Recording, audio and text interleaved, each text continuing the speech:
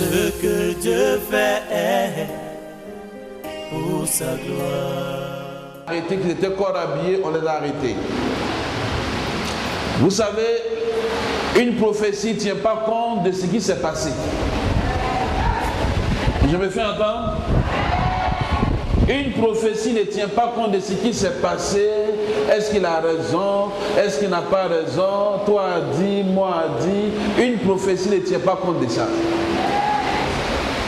En temps normal, le délit qu'ils ont commis devait faire 10 ans. En temps normal. Vous êtes corps habillé. Quand on explique, mon fils, c'est pas ça? Quand on explique, c'est 10 ans. Mais comme moi, j'ai regardé le vieux, 10 ans, j'ai résumé ça en une semaine.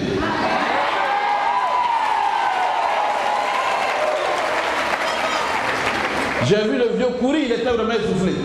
Avec son âge, Dieu dit n'a qu'à courir. L'enfant les jette à la maca, le vieux commence à pleurer.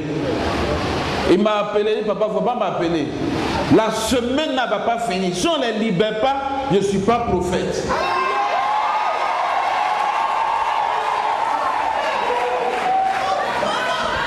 J'ai demandé au vieux, on les juge quand? Il me dit, à telle heure, tel jour. J'ai dit, bon, ok, étant dans ma chambre, je serai au lieu du jugement. C'est comme ça que j'ai fermé ma chambre sur moi et puis j'étais arrêté au palais de justice.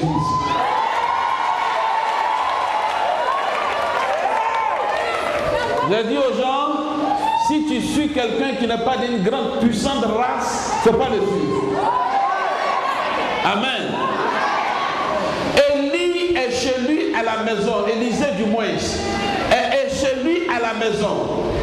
Et il dit à Géasi, je t'ai dit de ne pas prendre l'offrande. Pourquoi tu as pris l'offrande? Géasi dit, tu m'as vu où? Il dit, étant chez moi à la maison, je t'ai vu quand tu suivais Naaman. Puisque tu as pris l'offrande de Naaman, la lèvre de Naaman s'attachera à toi. Donc un prophète qui n'est pas capable d'être assis chez lui et puis régler des situations, je ne crois pas en lui. Donc, étant dans ma chambre, je voyais la dame qui les jugeait. J'ai dit à la dame, tu dois les libérer maintenant quand je suis venu les libérer. La dame, même en les libérant, a dit, je ne sais pas pourquoi je vous libère, mais si elle ne sait pas, c'est par la prière. Acclamons le Seigneur pour eux. Viens mon fils, viens. Et ici, là, chacun a son histoire. C'est un corps habillé. C'est un corps habillé. Il était les points en patrouille avec ses amis, c'est ça? Il a eu un grand dégât là-bas, il ne connaissait pas Dieu. Et on dit ça, on va t'éradier. Sa femme, où est sa femme? Est-ce qu'elle est là? Maman, viens me faire bisous. Quand tu as une femme qui prie, il ne faut pas l'embêter, elle n'a qu'à prier. Viens me faire bisous. Si tu es une bonne femme, tu ne vas pas mourir.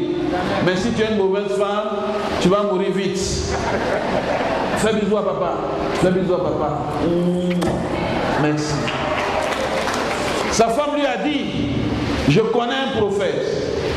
Si on arrive là-bas, ça sera réglé. Il dit, j'ai dit, ils vont m'éradier, tu ne mets pas de prophète. Parle-moi d'un gradé.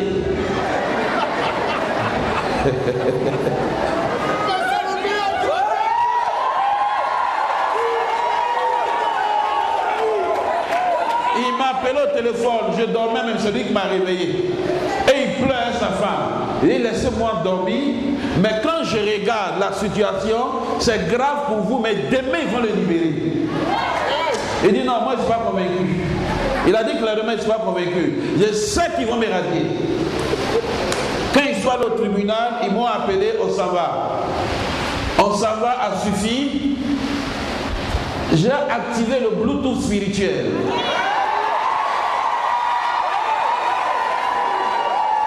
Le réseau était propre.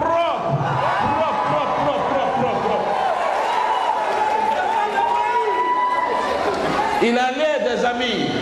D'autres ont pris 4 ans, d'autres ont pris 5 ans, d'autres ont pris 10 ans. Mais le monsieur le regarde. Le monsieur le regarde encore. Il dit, je ne sais pas ce qui est derrière toi, mais toi, je ne te donne rien. Va et reprends ton boulot.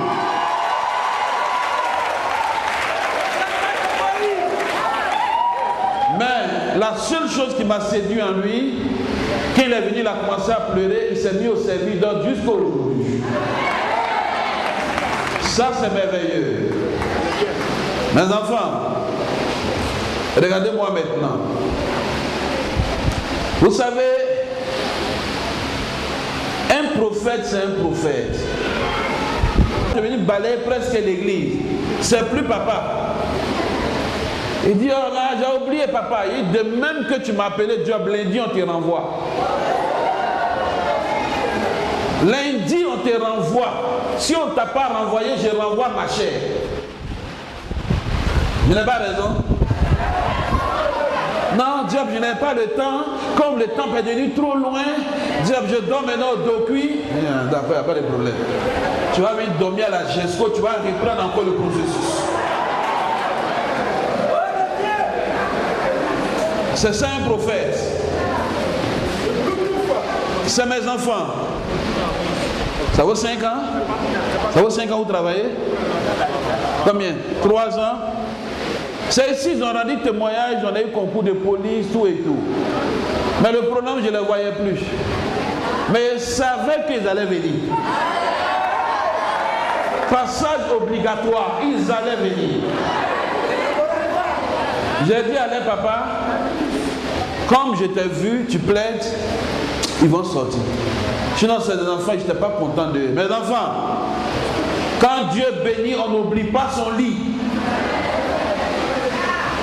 On n'oublie pas le lit. Même si tu ne donnes rien, le fait que tu sois là, déjà, on est content. Rassurez-vous, ce qui est arrivé ne va plus jamais arriver. Mais vous convertissez-vous. Quand Dieu bénit, il bénit et il montre à tout le monde qu'il a béni. Tu m'entends, mon fils?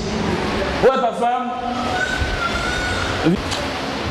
Tu es une femme dynamique, mais je ne suis pas content de toi. Où est le bébé? Tu vois, quand tu étais enceinte, tu es venu, c'était difficile. Mais j'ai passé 4 heures de temps de prière en train de faire pression sur ton ventre que tu dois accoucher.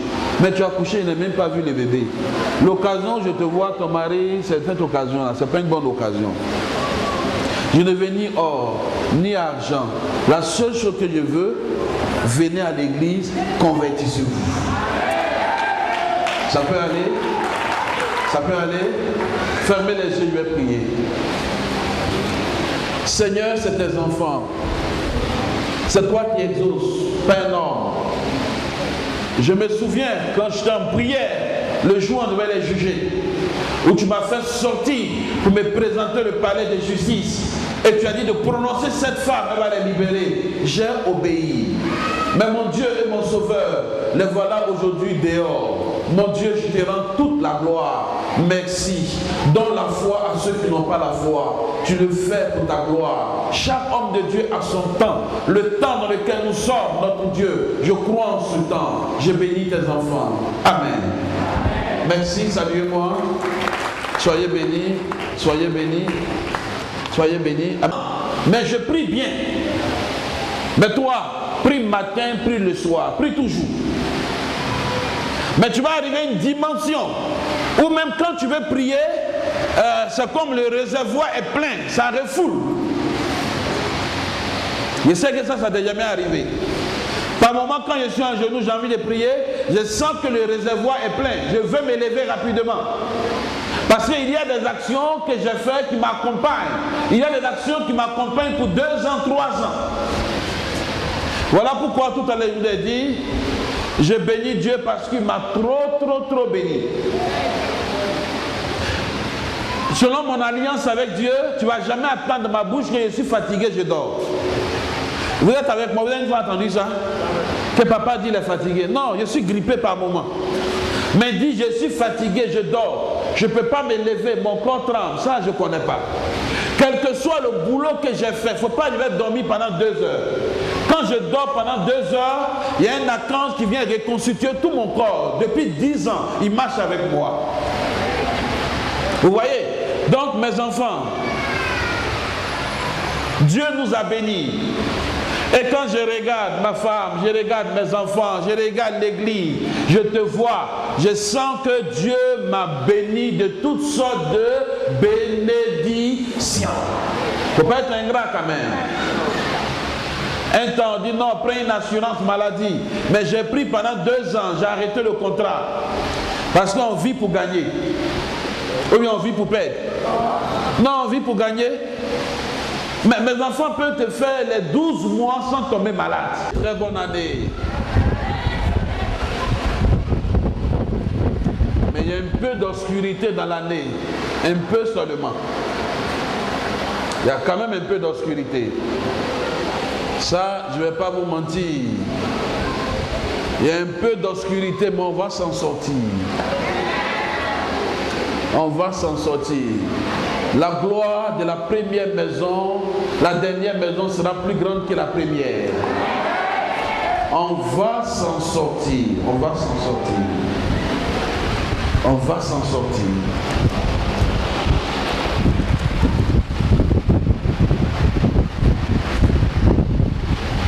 Quand tu es un prophète, parle peu. Si tu veux vivre longtemps, vois tes enfants et tes arrière-enfants.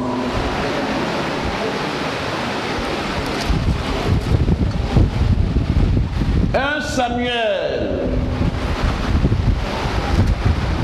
Samuel chapitre 1 à partir du verset 2.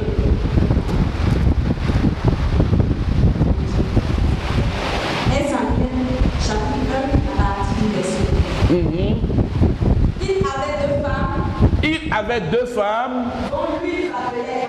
Dont l'une s'appelait Anne. Et l'autre Pénina. Pénina avait des enfants. Mais Anne n'avait point. Oh, pauvre de toi, Anne. Mais Anne n'avait point. Chaque année, souligne, chaque année.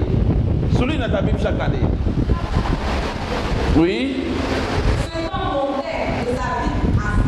Oui.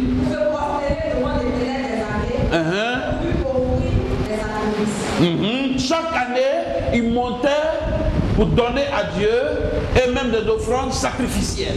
Vas-y.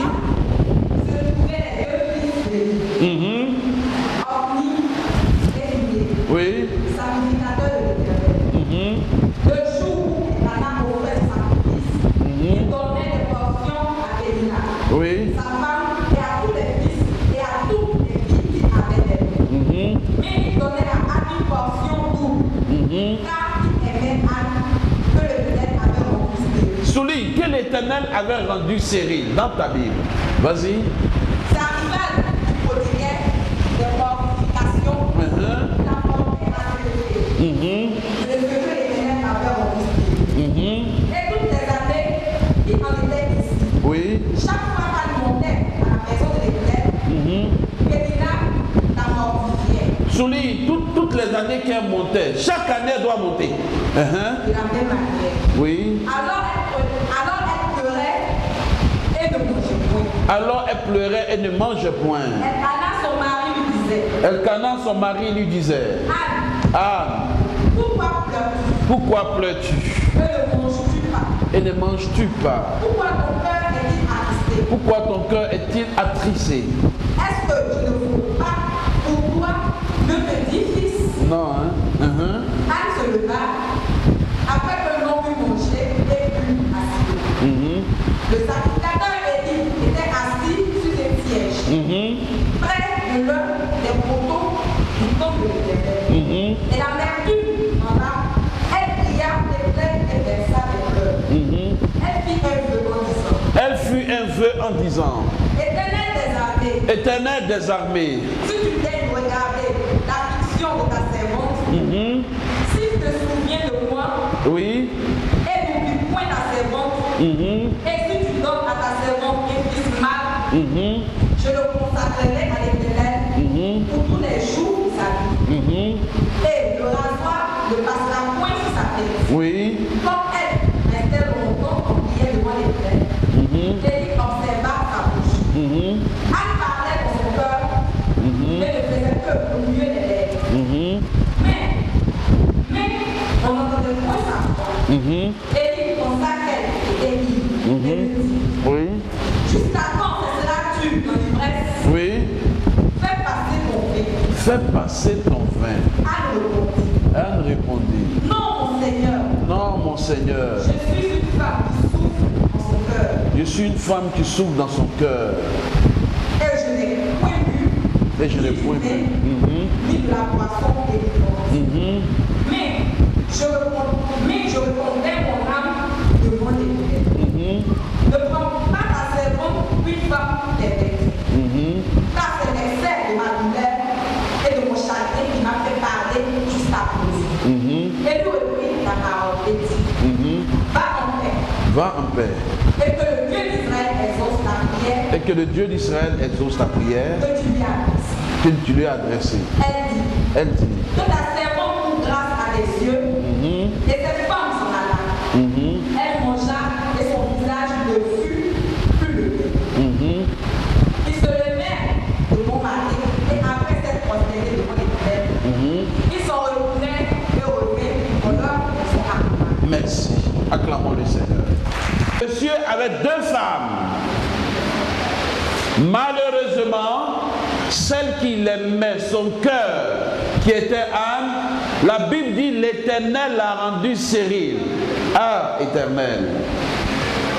La Bible n'a pas dit le diable l'a rendue stérile. La Bible n'a pas dit la maladie l'a rendue stérile. La Bible n'a pas dit les circonstances l'ont rendue stérile. Mais la Bible a été claire en disant l'Éternel l'a rendue stérile. Tandis que Pénina, la coépouse, dès qu'elle visite Elkana, est égale à un enfant. Et quand les deux montent chaque année, ce qui m'a impressionné dans le passage, la Bible dit chaque année, Elkana monte avec ses 2 femmes pour prier le Seigneur. Mais puisqu'il sait qu'Anne ne peut pas concevoir, quand il fait l'offrande, il fait pour Anne et il fait aussi pour l'enfant qui est en son sein, qui ne voit pas. Et la Bible dit, chaque année Anne pleure, chaque année Anne pleure. Elkana, très dérangé par la situation, dit à sa femme, dis-moi, même si tu n'as pas d'enfant, je t'aime. Même si tu n'as pas d'enfant, tu es mon cœur. Mais qu'elle deviendrait un foyer sans enfant. Sa belle, sa coépouse se moquait d'elle tous les jours. À chaque instant, elle se moquait d'elle. Or, l'Éternel l'avait rendue stérile. Écoute-moi très bien. Il y a des situations, n'accusons pas le diable, mais voyons la main de Dieu dans la situation. Si on devait regarder selon les yeux charnels, on dira qu'elle a fibrome, on dira qu'elle a des myopes, on dira que le médecin, le gynécologue dit qu'elle ne peut pas faire d'enfant. Mais le gynécologue par excellence qui est Dieu l'a rendu stérile.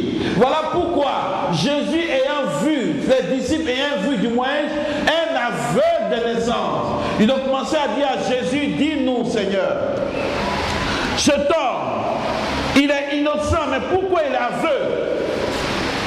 Il a-t-il péché ou bien ses parents ont-ils péché? Jésus a dit non, ni lui, ni ses parents, personne n'a péché. Il est devenu aveugle afin que la gloire de Dieu explose en lui le jour où Dieu va le visiter. Écoute-moi bien, arrête d'accuser les sorciers, arrête d'accuser la situation. Ce qui t'arrive, Dieu l'a fait exprès, parce qu'il est prêt à te ôter ce fardeau, afin que son nom soit glorifié. La Bible dit, Elkana, puisqu'il aimait sa femme, il fait 2 offrandes pour elle tous les jours. Or, il est écrit que l'Éternel a rendu sa femme stérile. Il y a des situations, ce n'est pas le diable, ce n'est pas ta famille, ce n'est personne d'autre que le Dieu que tu pries qui a permis que tu sois dans cette situation. Parce qu'il sait que 2013 est une année de délivrance pour toi. Tous ceux qui t'ont vu traîner dans cette situation, ils donneront gloire à ton Dieu qui a la capacité de délivrer. Parce qu'il est le même hier, aujourd'hui et éternellement. Elkana, il Il dit à sa femme, je t'aime, même si tu n'as pas d'enfant. Tu es ma femme chérie. L'autre, ils m'ont forcé de l'épouser. Voilà pourquoi l'Éternel l'a rendu fécond. Écoute-moi bien, l'homme peut se moquer de toi. Écoute-moi bien, la situation peut paraître bizarre, où tu te dis, Dieu t'a abandonné, où tu te dis, ce que tu vis aujourd'hui est trop compliqué pour toi, mais je t'annonce une bonne nouvelle, ton Dieu ne t'a pas abandonné, c'est une question de temps. Quand le temps sera accompli, ton Dieu se glorifiera. Oh, le temps dont il s'agit, c'est maintenant, 2013, année de résurrection. La Bible dit, Anne a commencé à pleurer. Anne a commencé à murmurer en pleurant. Mais le prophète, il regarde Anne. Il pense qu'elle est ivre. Mais ce qui m'a plu, il s'est racheté. Il dit l'année prochaine, à la même époque, tu embrasseras un fils. Je vais dire à quelqu'un, le sujet que tu as adressé à Dieu cette année, l'année prochaine, le sujet va changer parce que l'Éternel va t'exaucer. L'Éternel va t'exaucer. Le Dieu d'Abraham, le Dieu d'Isaac, le Dieu de l'éternité, il ne t'abandonnera pas. Il est lié à sa parole. Ce qu'il dit ce matin, il le confirme le soir. Il fera pour toi. Il ne t'abandonnera pas. Pitié pour toi. Anne, pauvre de toi. Anne, arrête de pleurer. Anne, comprends que la main de Dieu est dans la situation. Écoute-moi bien. Il y a toutes sortes de prières que tu as faites. Tu as jeûné, tu as prié, tu as créé même des jeûnes. Tu l'as fait. La situation n'a pas changé. Tranquillise-toi. Ton Dieu est au contrôle. Ton Dieu va se manifester. Mais, quand tu regardes au chapitre 2, la prière de Anne a changé. La vie de l'homme est faite de 3 chapitres.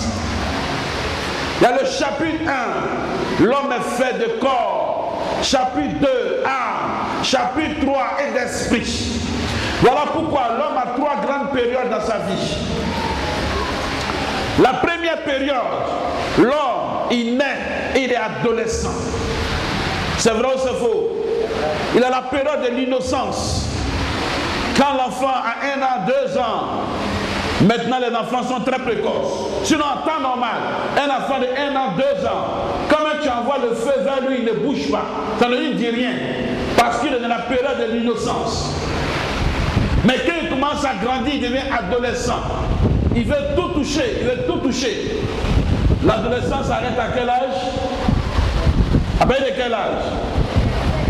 Comment?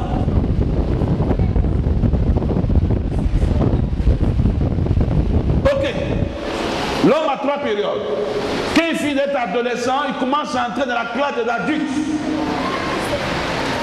Quand il devient adulte maintenant, qu'il le veuille ou pas, cheveux blancs commencent à se dresser. Ça commence par la barbe sur le côté. Il regarde dans la glace, il constate qu'il est en train de vieillir. Il constate que le cheveu blanc est en train de pousser. Mais quand il dépasse, qu'il arrive à 50 ans, il arrive maintenant à la 3e génération, où il le veut ou pas, qu'il est grand de taille, il commence à se courber. Il n'a pas envie de se courber, mais il se courbe obligatoirement. C'est le poids de l'âge. L'homme a 3 périodes dans sa vie. Voilà pourquoi Anne a pleuré. Au chapitre 1, Anne a pleuré. Mais chapitre 2, la Bible dit, quand Anne s'est retournée chez elle, quand Elkanah est parti avec Anne, Anne est tombée enceinte. Anne a commencé à dire que le nom de Dieu soit béni. Dieu qui m'a rendu stérile et Dieu aujourd'hui qui me rend fécond. Écoute-moi très bien. L'Éternel, le Dieu des cieux, ne permettra pas que ta vie s'arrête au premier chapitre. Ton histoire va continuer. On n'a parlé d'aucun enfant de Pénina. Aucun. Voilà pourquoi la vie n'est pas un marathon. Tu peux avoir un seul qui va sauver tout le village. Elle peut avoir 1000. Les 1000 peuvent être tous des brigands. Seule la bénédiction de l'Éternel enrichit ne le fait suivre d'aucun chagrin. Mais le seul que Anne a eu, le seul s'appelle Samuel, grand sacrificateur au devant de Dieu. Écoute-moi très bien, peu importe, même si tu penses que les gens t'ont dépassé, peu importe, même si tu penses que ta situation est bizarre, écoute-moi très bien, le point de départ n'a rien à voir, mais l'arrivée est importante pour toi, car l'Éternel, ton Dieu, permettra que ce qu'il a dit sur ta vie se réalise. Ah, Pénina fait enfant comme elle veut. Elle fait enfant comme elle veut. Mais le seul que l'Éternel a envoyé, le premier, il s'appelle Samuel. Il fut un grand prophète au devant de Dieu. Écoute-moi très bien. Ne crois pas que ce que tu vis ne va pas changer un jour. Ne crois pas que ce qu'on a dit de toi, ton histoire va rester comme ça. Ça ne restera pas comme ça. Il y a l'Éternel, le Dieu sacré des Hébreux. Il donnera à ton histoire de continuer. Même si la sorcellerie vient arrêter son histoire, la sorcellerie ne pourra pas